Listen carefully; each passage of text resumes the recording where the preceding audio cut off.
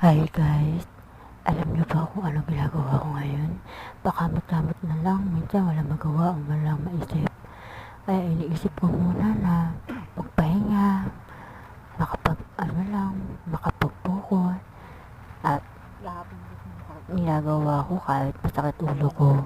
Minsan, ito lang, kailangan ko makapag-relax na sandali. Kailangan ko muna pahingain, sandali lang.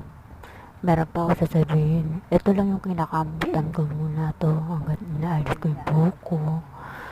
Ito kahit na masakit pa rin ulo ko.